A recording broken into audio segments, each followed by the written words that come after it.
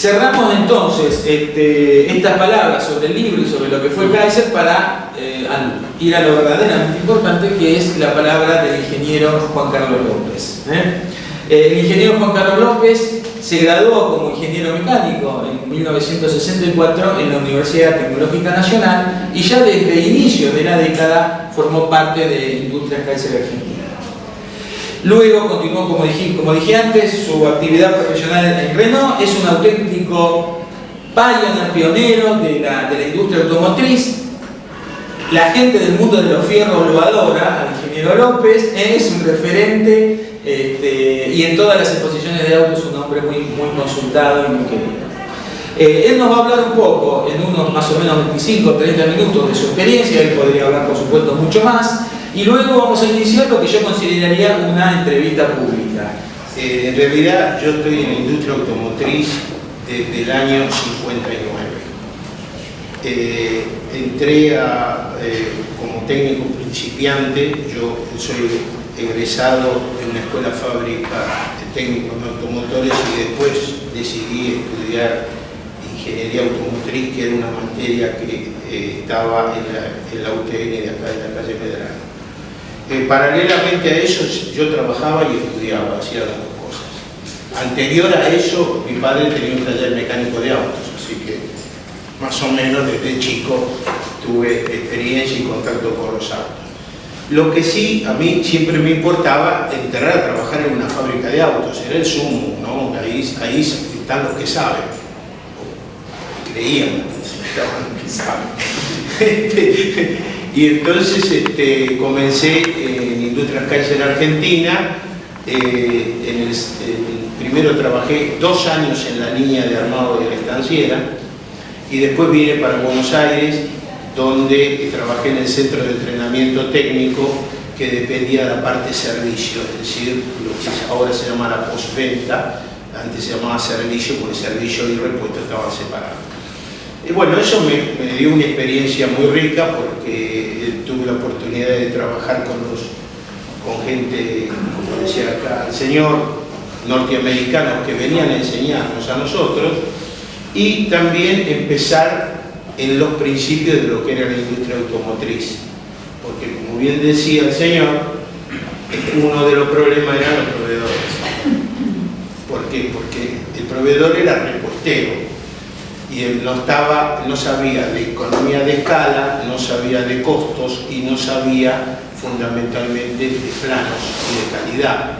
Eran esas 4 cosas donde estaban flojos. Entonces, Industrias Kaiser Argentina, con un sistema de asesoramiento técnico, mandaba personal de la fábrica a estar en el proveedor para enseñarle e instruirlo de cómo tenía que hacer la pieza. Afortunadamente la respuesta fue buena.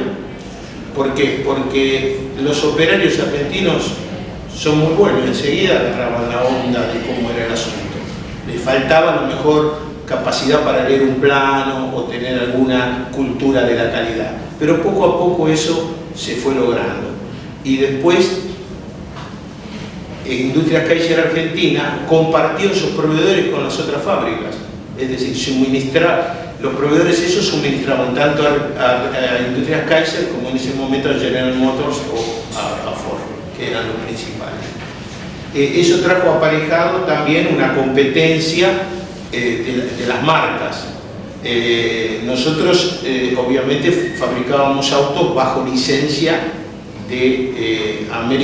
primero de Jeep Corporation, después se transformó en Kaiser Jeep Corporation, después en American Motors. Fabricábamos vehículos utilitarios como la estanciera, el Jeep, Rambler, Kaiser, etc. Todos los vehículos se hacían en Córdoba y teníamos algunas filiales que hacían, proveedores nuestros que hacían cosas las más importantes. El bloc lo hacía Metalúrgica Tandil, la matricería la hacía Matricería Austral, que eran las piezas más importantes que necesitaban un nivel de calidad y que los proveedores todavía no estaban desarrollados para hacerlo porque la inversión era importante. Luego de que eso empezó a funcionar, Renault consigue la licencia de Francia y empieza a fabricar el Renault Dauphine. No sé si alguno se acordará del Renault Dauphine, que después siguió el Renault 4, el Renault 6, etcétera, etcétera. ¿Por qué? Porque había una necesidad de proveer al mercado automotor de un vehículo pequeño, porque generalmente la cultura acá en la Argentina era la cultura de los vehículos americanos, fundamentalmente. Y fundamentalmente Ford y Chevrolet. Entonces, con el advenimiento del Fiat 600 y de algunos vehículos importados que habían venido en muy poca cantidad, se hizo un mercado importante de vehículos pequeños, que después fue ascendiendo y se empezaron a hacer los vehículos medianos, caso Peugeot 403 o 404, etc. Eso trajo aparejado de que nosotros en un momento dado teníamos el 33% de penetración en el mercado, que para hoy, con tantas marcas que hay, es una cifra imposible de lograr, porque hay que repartir la torta entre muchos. Y durante bastante tiempo estuvimos siendo líderes del mercado. En el año 67, Renault de Francia compra el paquete accionario de Industrias Kaiser y toma el liderazgo y el mando de la empresa. Eso permitió enriquecer un poco más a la empresa en vehículos que venían de Francia y también seguir con algunas marcas que habían estado en Estados Unidos y que nosotros habíamos hecho. Anteriormente a eso, esto ocurrió en el 67, en el año 66, bajo el sistema de Industrias Kaiser Argentina, se lanza el Torino, que era un auto que produjo para mí un cambio muy importante en la mentalidad de los argentinos, ¿no? Porque era el auto, yo me acuerdo, deseado. La gente quería tener un Torino, porque era un auto deportivo. En realidad fue un éxito del producto porque se captó lo que los argentinos querían, y yo creo que también quieren hoy. Es decir, antes las carreras de automóviles en la Argentina, turismo de carretera y fundamentalmente el turismo de carretera, tenía mucha atracción. Y los argentinos siempre dicen que eran fierreros, o somos fierreros. Entonces, el Torino, con su diseño deportivo, vino a ocupar un lugar entre Ford y Chevrolet que fue muy importante y fue un faro, digamos, en la industria como algo importante para desear. La gente quería tener un Torino, le gustaban los Torinos, etc. Para realizar ese auto, que es muy importante esta historia, el Torino es un auto que se diseñó en la Argentina en base a una matricería que venía de Estados Unidos y después a un diseño con la ayuda del estilista italiano Pininfarina. Se remodeló esa carrocería, se le dio un toque deportivo y acá se cambió la transmisión, se cambió el motor, se cambió la suspensión, todo con orientación deportiva. Eso hizo que el vehículo tenía un éxito bastante bien. Tal fue el éxito que cuando Renault asume en el 67 continuó con el vehículo, continuó fabricándolo hasta el año 83 aproximadamente. Paralelamente a eso, no solamente teníamos el Torino, sino teníamos el Jeep, que fue el primer vehículo que se fabricó en Santa Isabel en el 56, que era un Jeep original de Estados Unidos, que después ese Jeep se vendió muy bien en el interior para los agricultores, se vendió bien para el ejército. Después vino la estanciera, que fue un vehículo rural, y todo eso hizo tener una gama de vehículos, digamos, que cubrían prácticamente todas las necesidades de los clientes. Después, en el año 67, cuando vinieron los franceses, se continuó con la marca francesa Renault, Renault Dauphine, después vino, como decía anteriormente, el Renault 4, el Renault 6, y en el año 81, con la apertura económica que hizo Martínez de Oz, entraron los autos importados a la Argentina. Y Y eso hizo de que las fábricas automotrices en la Argentina reaccionaran y fabricaran vehículos acorde con la tecnología de los importados. En el caso nuestro fue con el Renault 18, Ford empezó con el Ford Taunus y bueno, General Motors se había retirado del país en el año 78 y después volvió, entonces estaba un poco más retrasada. Y también tenía Peugeot, que fabricaba el 404, y Fiat, que fabricaba el 600, el 125, etc. Eso hizo de que la industria Kaiser Argentina se instalara en Córdoba y que de alguna manera fuera pionera en Córdoba de la industria automotriz, porque después entró Fiat en Córdoba. Pero realmente Kaiser le hizo cambiar mucho el panorama a Córdoba. Trabajar en la fábrica convenía porque los sueldos eran más elevados que en las pequeñas industrias, y eso hizo de alguna manera que se generara una economía en Córdoba durante mucho tiempo, digamos, floreciente. Evidentemente hubo avatares económicos, como ustedes lo deben saber mejor que yo, durante todos esos periodos que hicieron navegar por aguas un poco tumultuosas, ¿no? Pero igualmente eso hizo que de alguna manera la industria automotriz en general creciera en la Argentina. Por el otro lado, en el caso nuestro de Renault, nosotros exportamos. Hubo una época que la Argentina fue un problema de cambio, en algunos momentos estaba mal, pero en algunos momentos estaba bien, y hemos exportado vehículos a los países limítrofes, exportamos a los países centroamericanos y hicimos 2 o 3 incursiones en África. Exportamos jeeps a Libia, exportamos a Nigeria y intentamos exportar Torino a Libia. Yo le podría contar la anécdota. Resulta ser que durante el gobierno peronista del señor Perón, 74 exactamente, Perón, cuando está en España, un día viene un señor que se llamaba Daniel Paladino, que era el secretario de Perón en la Argentina, y dice: yo quisiera, y el general, esto es textual lo que estoy contando, el general quisiera tener un Torino, porque es el auto argentino, porque qué sé yo. Bueno, obviamente, para el general todo, ¿no? Entonces, le mandamos un Torino, una coupé Torino, a Puerta de Hierro, que vivía el general.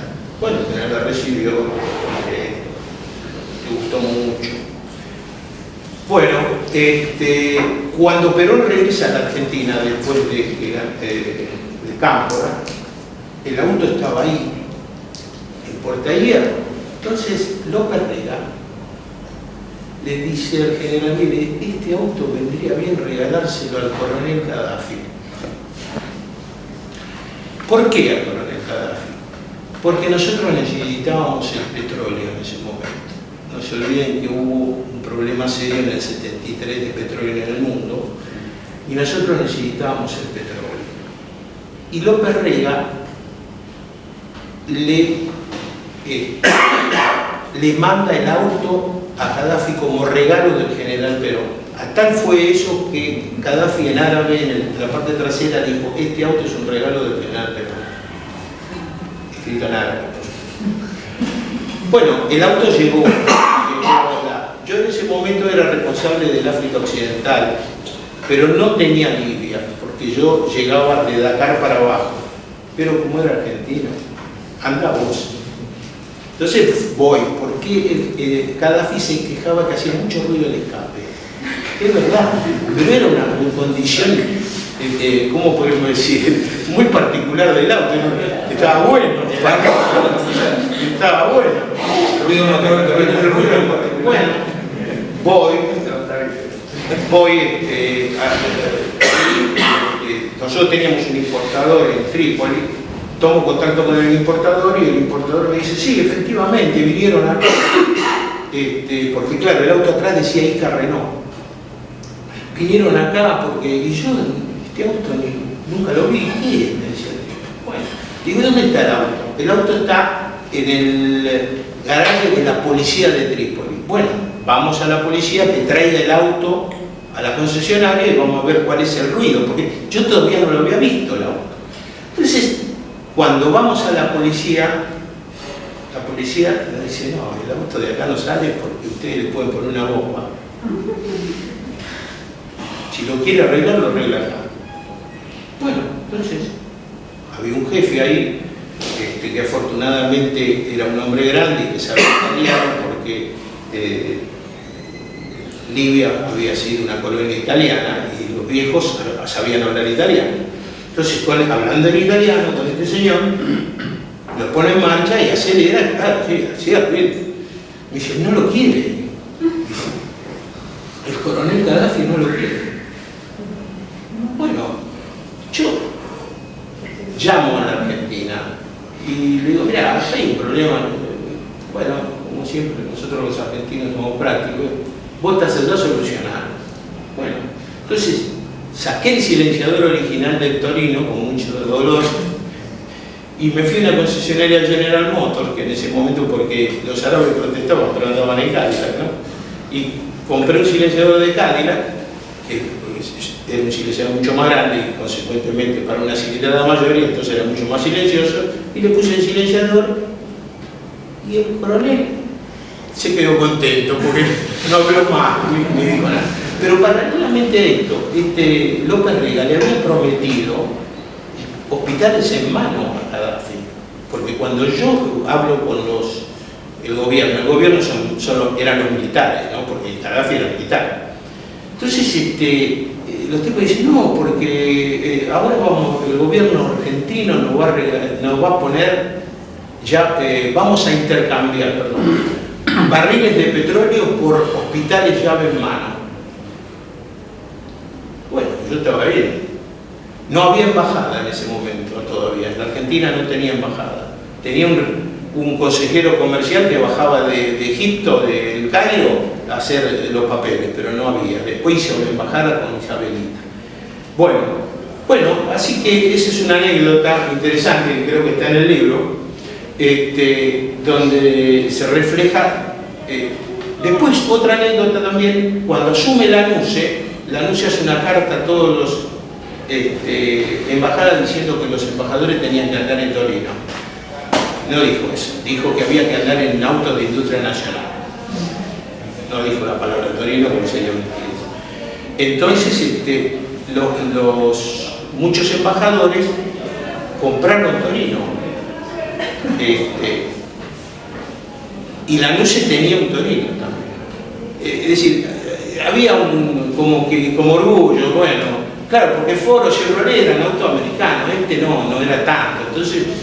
Entonces, por ejemplo, los embajadores de los países limítrofes, algunos embajadores del África, Liberia tenía un embajador que era el médico de Perón y tenía Torino, y bueno, y el auto se fue, como podemos decir, incorporando cada vez más, hasta que después en el año 83, con la evolución automotriz avanzaba, el auto se iba quedando atrás, porque no había un nuevo Torino. Hubo un atisbo de hacer un Torino nuevo, que quisieron hacer los franceses, pero finalmente la decisión no se tomó y que el Torino ahí terminó. Pero esta anécdota del Torino es válida porque muestra cómo se puede hacer cosas acá en la Argentina, ¿no es cierto? Si bien muchas veces recibimos la tecnología de afuera y demás, nosotros tenemos aquí, y hay algo que es importante señalar, el tema del que estamos hablando con usted, el tema de los preparadores de autos, de los coches de carrera, que evidentemente tomando un auto de serie logran tener mayor performance y demás. Y esta historia no viene de ahora, viene de hace mucho tiempo. En el Museo Ford, que está en Detroit, en Dearborn, hay una carta de Henry Ford agradeciéndole a Oscar Gálvez su performance con el auto Ford. que ya, porque para los que no son muy jóvenes no se acuerdan, Oscar y Juan Galvez eran dos corredores de turismo de carretera que tuvieron mucho éxito y que corrían con Ford. Entonces, Henry Ford I, no el 2, el padre, Henry Ford I, le manda una carta, y esa carta hay un facsímile pegado en una pared del Museo de Henry. Es decir, que la historia de los fierreros en Argentina, de la vocación por los automóviles, por hacer autos y todo eso, viene de lejos. Y yo, por supuesto, estuve prácticamente 40 años en este asunto. Entonces, más o menos viví todas estas anécdotas y vi el crecimiento, y no solamente el crecimiento, sino el desarrollo de la industria automotriz argentina, que no es solamente, por supuesto, Kaiser Argentina o Renault Argentina, Ford, General Motors, Peugeot, Citroën, son todos. Pero como nosotros fuimos lo que empezamos, de alguna manera tenemos más, como, no experiencia, pero más conocimiento, ¿no? ¿Cuál es el cambio que introduce Renault en la gestión respecto a los autos, ¿no? Por ejemplo, un autor de divulgación automovilística como es Chipotle dice que Renault lo único que quería cuando era socio minoritario de INCA, solamente le interesaban los autos de Renault, y que si fuera por Renault solamente fabricaban el Gordini, ¿no? Después el 4L, pero que no quería otros autos, ¿no? Esa era un poquito la idea, ¿no? A ver. Yo voy a ampliar un poquito esto porque esto excede la industria automotriz. Los franceses y los norteamericanos no se llevan bien históricamente. Eso es importante tener en cuenta. Los franceses hablan de los norteamericanos que son ordinarios, que no saben comer, que se visten mal, etc. Los norteamericanos hablan de los franceses que son unos burócratas, que se creen que el centro de la cultura pasa por la antena de la Torre Eiffel, y que si no hubiera sido por ellos, los franceses hablaban alemán, porque ellos fueron a liberar París, ¿no? Digo esto porque es importante este concepto. Entonces, ¿qué es lo que pasa? Cuando los franceses toman Industrias Kaiser Argentina, primera cosa, había dos culturas diferentes, estas que yo dije anteriormente, más la cultura automotriz diferente. Los norteamericanos hacen autos prácticos, de baja tecnología en ese momento, los franceses son más complicados, en el Citroën, hacían con motor atrás, diferente. Los norteamericanos eran prácticos, hacían autos de tamaño grande, los europeos siempre hicieron autos de tamaño chico porque no tenían nafta, combustible no había, entonces tenían que ser autos de pequeña cilindrada, las suspensiones eran más duras porque los caminos eran más escarpados, y los norteamericanos tenían las autopistas donde ponían el control automático y andaban. Entonces, ese concepto era diferente. Y el otro concepto era la calidad. Entonces, cuando ellos vienen acá y ven cómo se fabricaban los autos nuestros y que ellos allá ya los fabricaban mejor porque tenían un concepto de calidad mejor, por ejemplo, mejor planta de pintura, mejor línea de armado y qué sé yo, lo primero que dijeron, saquemos los autos viejos y dejemos los autos nuestros, como dijo usted. Y además la evolución, porque ellos tenían para evolucionar y los norteamericanos no tenían. Entonces, después del Renault 6 vino el Renault 12 y después vino el Renault 18 y el 21 y toda esa historia. Entonces, ¿qué es lo que pasa? Ese fue el primer sacudón. Cuando, para mí personalmente, cuando me dijeron, mira, acá inglés no se habla más, acá hay que hablar francés. Porque los franceses hicieron lo mismo que los norteamericanos, mandaron 200 tipos para tratar de implantar la cultura americana francesa. Entonces, ¿qué pasó? Bueno, ¿qué hay que hacer? Y no, hay que estudiar francés. Bueno, estudiamos francés. Entonces, el problema era complejo. Los planos, para que ustedes tengan una idea, estaban en el sistema métrico decimal. Y los planos de los norteamericanos no estaban en el sistema métrico decimal. Ellos hablaban de pulgada, hablaban de pie, y estos hablaban de centímetro, de milímetro, de centésima de milímetro. Entonces, la maquinaria que originalmente tenían de los americanos, hubo que cambiar algunas y adaptar otras porque no se podía conciliar con el plano. Nosotros abríamos un plano francés y nada que ver. Además, el sistema de dibujo, miren ustedes donde lleva, era diferente. Es decir, los franceses son muy cartesianos, entonces por ahí en un dibujo, en un plano de una pieza, le ponían 7 cotas y los norteamericanos le ponían 4, porque decían que esta la tenías que deducir de la otra. Pero los franceses eran muy cartesianos y aparte utilizando mucho las normas. Norma para todo, norma para la contabilidad, norma para la fabricación, norma para la calidad, todo estaba hecho con normas, que no es criticable, está muy bien. Encima ellos habían empezado con la norma ISO, la famosa norma ISO, que en su principio nosotros no sabíamos ni qué era la norma ISO. Pero paulatinamente se fue cambiando y ellos trataron de empujar a los autos americanos de discontinuarlo, que lo lograron. Además, lo lograron por 2 cosas. Una porque no lo querían y otra porque no había renovación. Entonces, ¿qué vamos a renovar? ¿Qué vamos a hacer? ¿Un Torino nuevo? No. Traigamos diseños de Europa. Y ahí es donde vino Renault 12, el Renault 21, el concepto break, de rural, etc.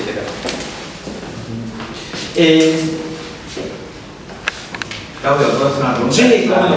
En esa línea, un poco la experiencia de Kaiser cuando viene el arribo masivo de empresas extranjeras, no sé si se puede ver desde el interior de la fábrica, el cambio de estrategia para hacer frente precisamente a ese nuevo mercado y a esa competencia en particular. Y luego la otra pregunta que viene un poquito después es la absorción de Xiamen, digo, ¿qué problema trajo a la empresa? Un poco en esta misma lógica desde el punto de vista del ingeniero, de incorporar le explico. La primera pregunta. La primera pregunta que usted me hace es una pregunta difícil de contestar, porque la industria en ese momento estábamos fabricando autos que no estaban muy actualizados. Cuando se hace la apertura, entran marcas importadas sin fabricante e importadores. Y los importadores traen cosas que después no pudieron solucionar las reparaciones. Doy un ejemplo. Daihatsu. Daihatsu trajo mucho. Después el importador dijo: a mí este negocio no me conviene más, listo. Entonces, los que se afianzaron con los autos importados fueron las terminales argentinas, que trajeron autos importados, caso Ford o caso Renault o Peugeot, que traía autos importados, el Peugeot 605, nosotros hemos traído, al principio trajimos Renault 19 importados, etc. Pero fue un sacudón para la industria argentina, porque la industria argentina no estaba preparada para dar una respuesta inmediata con modelos nuevos. Usted fíjese que prácticamente lo que yo recuerdo, el Renault 18 sale en abril del 81. Prácticamente ya estaba inundado el mercado de autos importados. Pero ¿qué pasaba? Había de cualquier marca, porque la importación era libre. No sé si se acordarán de que un importador quería ser importador de los autos y traía 200 autos de un modelo tal, y después, como la fábrica ya cambiaba el modelo, traía el otro, y después los repuestos, y hubo cosas serias, coches abandonados en la calle por falta de repuestos. Y la segunda pregunta, ¿cuál era? La de Ditela. Claro, de Ditela. Igual le preguntaba por la primera, él le preguntaba por la otra cuando llegaron, en la época de Frondizi. Claro, porque era una empresa que prácticamente era monopólica o había, no tenía. Claro, no, correcto. Cuando empezó, Kaiser empezó a fabricar, en realidad, en las postrimerías del 55, para salir en abril del 56.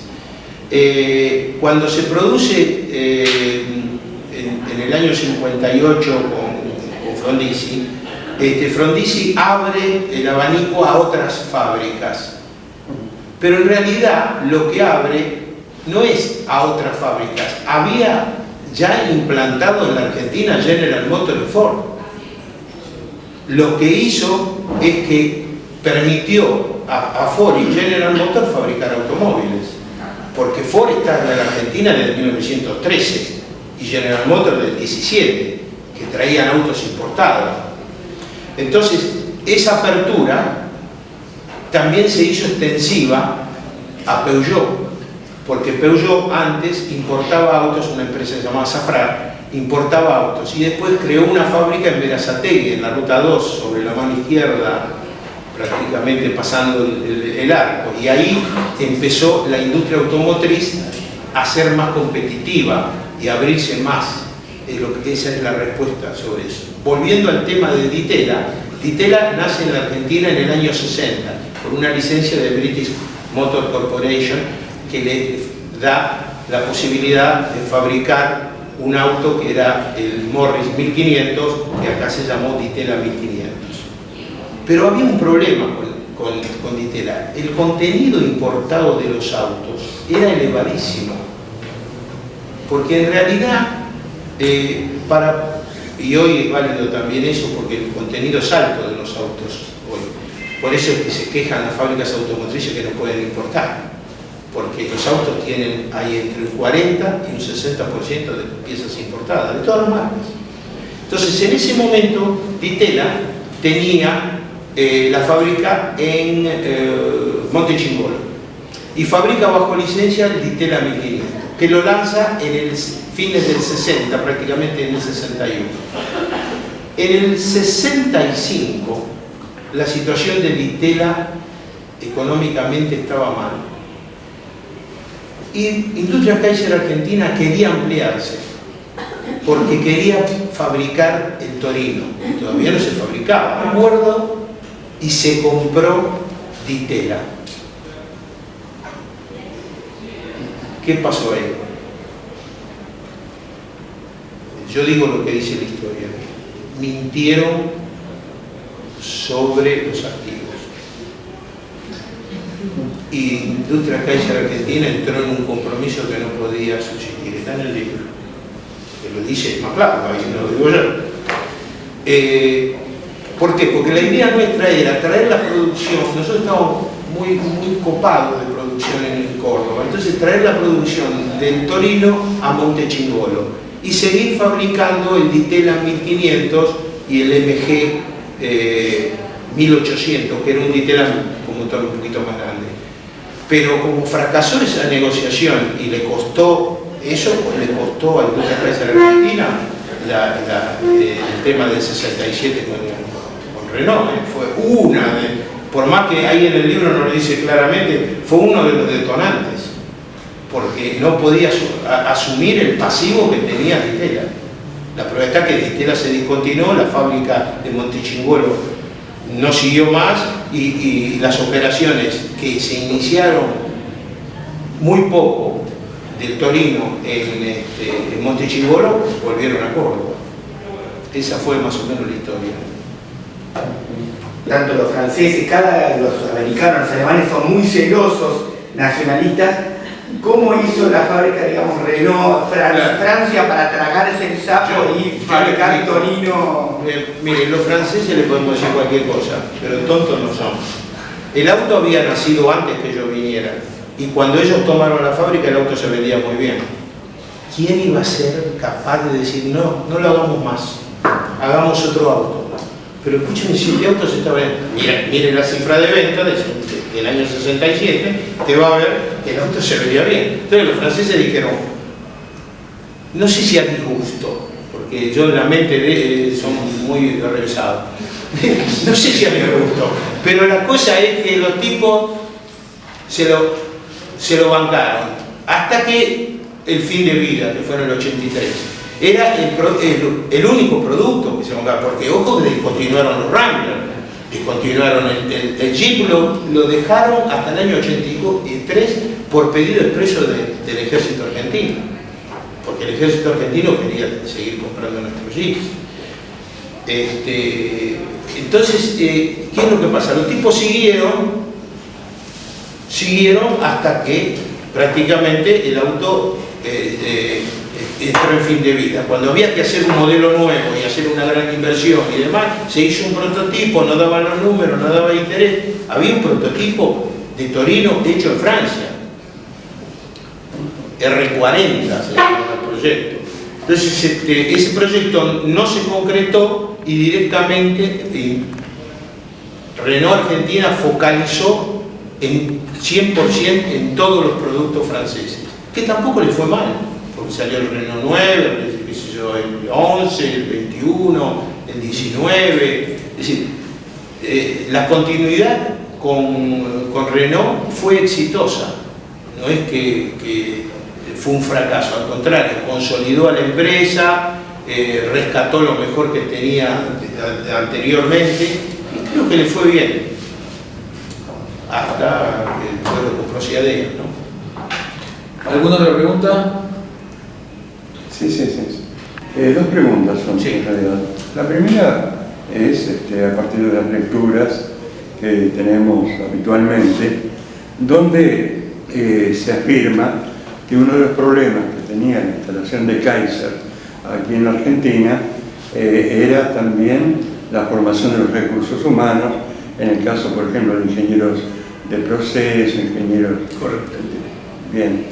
Y que el trazado de rutas, por otra parte, en esa época no estaba tan profundizada realmente y que había inclusive que instalar hasta los surtidores de nafta, y todo eso implicó varios años hasta que se logró hacerlo. Más o menos para la época esta, digamos, no sé con qué auto, pero con algún auto importante, una excursión a San Martín de los Andes o a Bariloche eran varios días de travesía, ¿verdad? Bueno, entonces, Kaiser logra todo esto, ¿no? Que es las redes diversas de abastecimiento de combustible, caminos, rutas, etc. Y luego, la pregunta es, cuando llegan las erradicaciones, en la época de Frondizi, hay 20 marcas aproximadamente. Bueno, ¿cuál sería el embate que tienen esta competencia nueva sobre la empresa, ¿verdad? Esta es una de las preguntas. La otra que está vinculada, alguna vez manejé un Torino y era un taller. Realmente hay alma de fierreros acá también. Y alguna vez también me quedé encajado en un arenal, yo solito, con lo cual realmente había que hacer piruetas como para salir con este auto, ¿no? Pero era a su vez un auto de competición deportiva, porque las 24 horas de Newbury, es un circuito de 230 y tantas curvas, muy difícil, etc. Realmente es notable incluso el puesto que ellos lograron con el Torino. Ahora bien, entonces, la primera pregunta es el embate de la competencia, ¿verdad? No, la primera es sobre lo técnico. Sobre lo técnico. Y la segunda es sobre el embate con la competencia. La primera después tengo otra pregunta. Espera, después. Bueno. Le contesto, pusieron. La primera pregunta es el siguiente. ¿Cómo se. Primero, ¿y por qué Kaiser se va a Córdoba? Primera pregunta clave. Porque en realidad Córdoba le da todas las facilidades que no le daba la provincia de Buenos Aires, porque si no era capital o otra provincia. Primera condición. Segundo, ¿de dónde se nutre Córdoba de personal especializado? fundamentalmente de la fábrica militar de aviones, porque voy a ampliar un poco la respuesta. Cuando se produce la fábrica militar de aviones y termina la Segunda Guerra Mundial, había muchos técnicos de aviación de origen, digamos, polaco, yugoslavo, que estaban trabajando en Inglaterra. En Inglaterra, cuando termina la guerra, le dicen, bueno, muchachos, muchas gracias por cargarle nafta a los Spitfire, pero de acá se tienen que ir. Entonces, muchos de ellos, no todos, muchos, vinieron a Brasil y a Argentina. Y se metieron, yo tenía a mi jefe que era un tipo de la fábrica militar de aviones, y era polaco. Entonces él me contaba a mí que cuando le ofrecieron, cuando estaba en Inglaterra, terminó la guerra, le dieron opción para países, creo que en Estados Unidos, México, Argentina, Brasil, qué sé yo, a él y a otros. Esa es la primera respuesta. Y también eso fue complementado porque había mucha gente acá en Buenos Aires que eran técnicos, no digo ingenieros, técnicos mecánicos en automotores, que al haber la posibilidad de irse a trabajar a una fábrica en la cual yo me incluyo, nos fuimos a Córdoba. No con el conocimiento necesario a lo mejor para desarrollar una pieza, pero para eso teníamos los norteamericanos, como después tuvimos los franceses que nos enseñaron, porque hay que reconocer que nosotros aprendimos con los norteamericanos. Con respecto a la segunda parte de la pregunta, es verdad, las rutas no estaban muy bien desarrolladas. Por esa razón se dijo idear el jeep y la estanciera para poder andar por los malos caminos, porque había versión doble tracción. Y por otro lado, en el año 1960, Industrias Kaiser Argentina tenía 360 concesionarios en todo el país. Una cifra de loco, que hoy no lo tiene, ni lo tiene ninguna marca. ¿Sabe cómo desarrollaban los concesionarios? Agarraban la ruta 8, mandaban un tipo por la ruta 8 y decían, vos pará en todos los pueblos y encontrar alguno que sea vendedor de autos, taller mecánico, que tenga un capital, algo, y desarrollarlo. No estoy hablando de las grandes ciudades, Córdoba, San Luis, sino Quemú. Teníamos un concesionario en Quemú, La Pampa, que yo la verdad no sabía ni dónde quedaba. Quemú, La Pampa. ¿Se da cuenta? No, pero inclusive yo tengo la nómina, no la traje, la nómina de los concesionarios en el año 60. Eso por un lado. En el caso del combustible, el problema del combustible también había sido anterior a las fábricas automotrices, porque un Ford 8, 85 caballos, gastaba 17 litros cada 100 kilómetros, a 70 kilómetros por hora. Entonces yo me acuerdo perfectamente que cuando íbamos a Mar del Plata con mi papá, llegábamos a Chacomún, cargábamos, llegábamos a Alberberá, cargábamos, y llegábamos, no digo con el olor, pero llegábamos a Mar del Plata más o menos. Ese problema existió, pero paralelamente, al crecer el parque automotor, aumentaron las estaciones de servicio, automáticamente, porque estaba el negocio. ¿Se da cuenta? Y aparte hay una cosa muy importante a tener en cuenta, en los lugares raros, estaba el Automóvil Club. Por ejemplo, en la ruta 3 en Garayalde estaba el Automóvil Club. En el camino estoy hablando de los difíciles, ¿no? En el camino del desierto estaba el Automóvil Club. Y algunas veces, si usted quería hacer una travesía media rara, ahí tenía que llevar un bidón de 20 litros. Porque eso no alcanzaba, ¿no? Pero yo creo que hubo, ¿cómo podemos decir?, un desarrollo paralelo entre lo que era la industria automotriz, los proveedores, los fabricantes de neumáticos, las estaciones de servicio, los que lo lavaban autos. Fue acompañando todo, porque todos veían que usted ve, si se fija la estadística de crecimiento del parque automotor en la Argentina, qué sé yo, en el año 60 había 35 personas por auto, y hoy creo que hay 2,8, no sé, una cifra así. Entonces hizo que la industria automotriz le da de comer a muchos. Le da de comer a las estaciones de servicio, a los bomberos, los autos le dan. Se produce el cordobazo. Yo estaba ahí. Claro. Entonces, desde la empresa, ¿cómo lo vivieron a esto? Mire, yo lo viví mal porque le explico qué pasó. La fábrica tenía, toda la fábrica tenía delegados. El delegado era de izquierda. Con esto no estoy haciendo ningún... Cerraron la fábrica, pusieron tanques de combustible de 200 litros y nos quedamos dentro de la fábrica.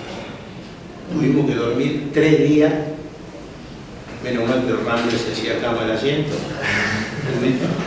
3 días adentro porque no nos dejaban salir.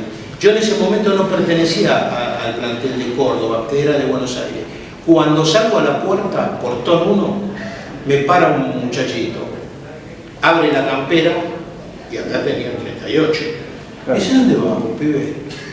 Le digo, me voy a Buenos Aires. Le digo, yo soy de Buenos Aires. ¿Y qué estás haciendo acá? Nada. Le digo, yo soy empleado, pero soy de Buenos Aires. Adentro, te quedás. Ese fue un conflicto serio. En el año 69, con el cordobazo, yo estaba en el Hotel Sussex, no sé si conocen Córdoba, pero enfrente a la plaza hay un Hotel Sussex. Y me tuve que quedar ahí 2 días dentro del hotel, porque tiraban, no sé quiénes son los que tiraban, pero tiraban francotiradores. Y la situación fue grave. Córdoba siempre fue diferente al resto de la Argentina. Yo me acuerdo muy bien, anterior, por comentarios, en el 55, ¿cuál fue la provincia que costó más en resistir? Que acá decían operaciones de limpieza y allá no había ninguna operación de limpieza, estaban haciendo los otros. Entonces, es difícil el cordobés. Es difícil. Sí. Sí. Sí. Quería preguntarle lo siguiente. No sé si por su trabajo tuvo oportunidad en los 70, quizás principios del 80, visitar Renault Francia. ¿Ya? Porque una de las cosas que se suele decir, no sé si es más un mito o es una realidad, que supuestamente la industria automotriz argentina, por lo menos en los 70 hasta mediados de los 80, estaba bastante más retrasada tecnológicamente que las casas matrices del exterior. Quería ver si podría decir más o menos en qué notaba usted ese atraso tecnológico. La automatización. Es correcto lo que usted dice. Eso es válido para todos. Todos estábamos atrasados. ¿Por qué? Siempre hay una razón para todo. Ponerse a fabricar autos es un mal negocio.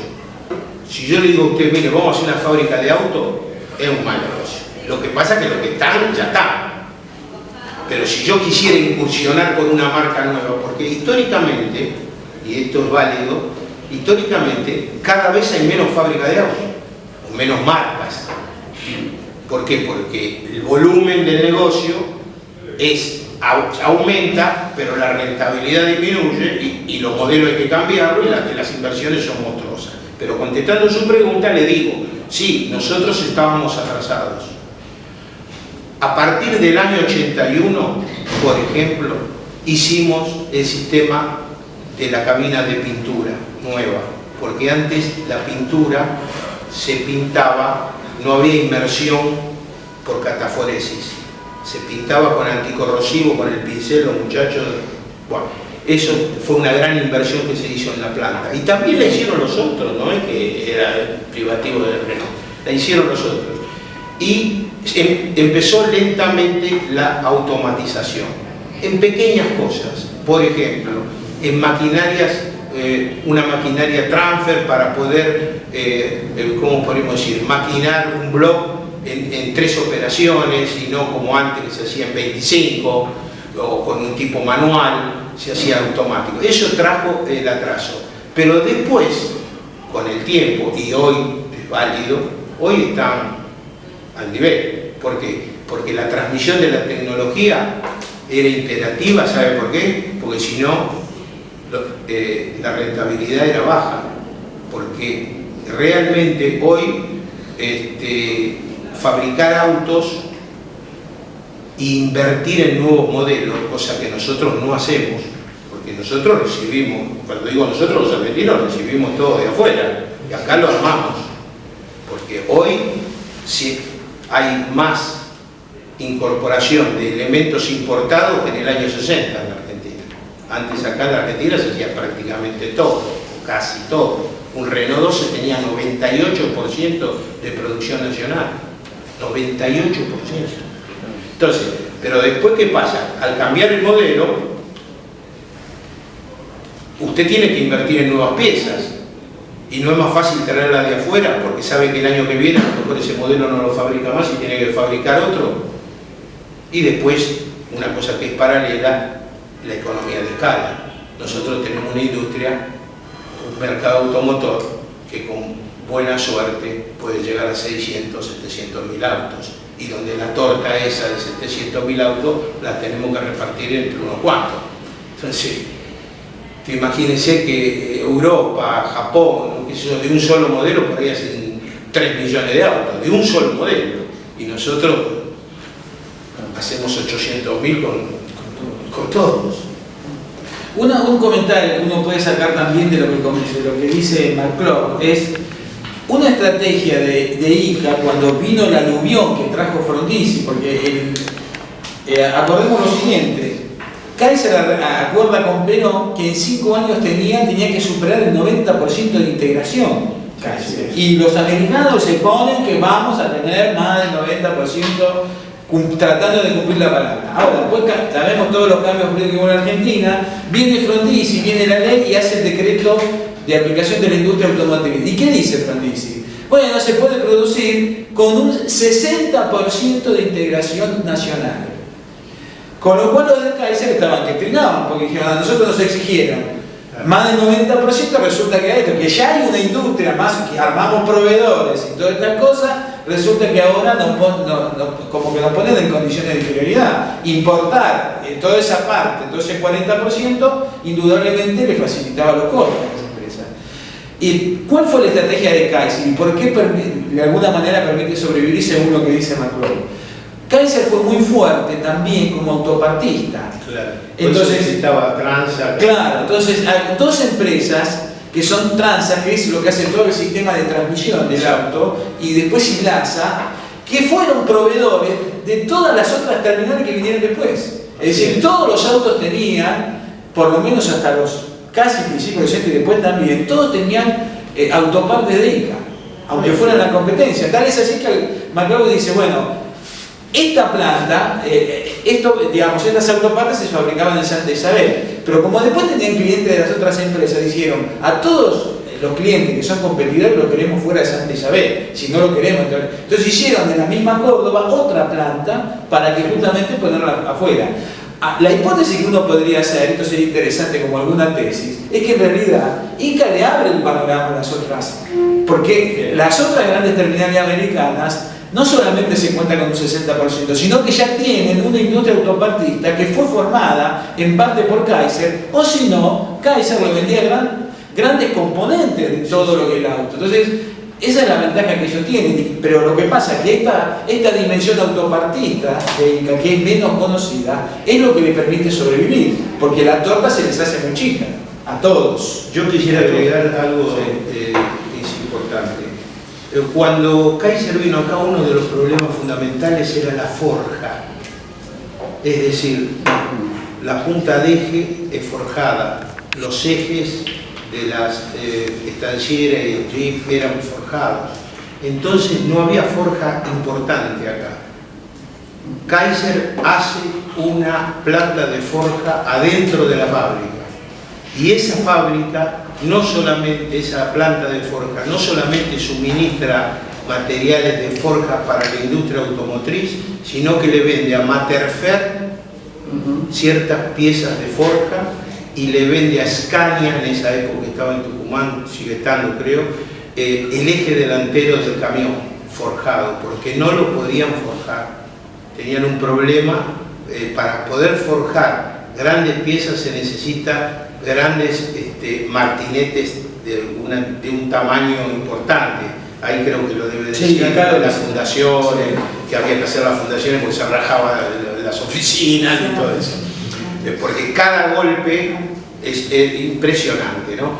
Entonces, eso también es válido porque no solamente se le suministró a la industria automotriz, sino también a Materfer, me acuerdo, se le suministraban los patines de freno, que eran de fundición. Y bueno, y a Scania también, y a Ford también se le suministraron algunas piezas de una suspensión que ellos desarrollaron que se llamaba Twin I-Beam. Los brazos de Twin I-Beam también los hacían. Y la caja de ZF que tenía Torino se la vendimos a General Motors para el Chevrolet Rally Sport.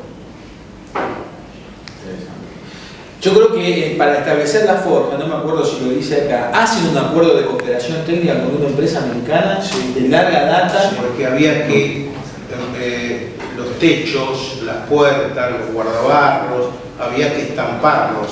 Y para eso se necesitan prensas de un tamaño, digamos, la mitad de esto y el doble para arriba, porque hay que estampar el techo, ¿no? Agarrar una chapa y darle forma de techo. Y eso también fue importante porque eso se trajo de Estados Unidos, las primeras plantas, las primeras prensas, que son prensas que funcionan con vapor, ¿no? No, hubo muchas cosas. Ilasa, como usted dijo, es verdad, Ilasa suministraba cableado eléctrico para los autos de Ford, hizo carburadores, hizo muchas cosas. Traducir eso, el cableado, lo que me costó encontrar cuál era la traducción de ese término, porque me volví loco. Bueno, muy bien. ¿Alguna otra pregunta? Yo estoy insistente. La verdad, pero bueno, la última. Todavía es gratis. La última. El tema, por ejemplo, después de la Segunda Guerra Mundial, acá se utilizaba mucho como el Willys. Sí, señor. ¿Verdad? Hoy mismo hay Willys reparados que se consiguen en Mercado Libre, que son una fortuna. Aquí hay Willys de la guerra, ¿no? No, la pregunta es, cuando ustedes diseñan, digamos, el Jeep y la estanciera, ¿qué modelos, digamos, tienen? Sí, el Jeep que se fabrica en Argentina, la carrocería era exactamente igual a la americana, porque se trajo, las primeras piezas eran de la... El modelo era el CJ3, lo único que no tenía era el motor. El motor que se desarrolló acá en la Argentina, acá se hace un motor de 6 cilindros. Ese motor de 6 cilindros equipaba a la estanciera y después equipó a los primeros Rambler. En el Jeep, al principio de todo, cuando se desarrolla el motor 6 cilindros, se corta el motor y se hace un motor de 4 cilindros utilizando el mismo bloque.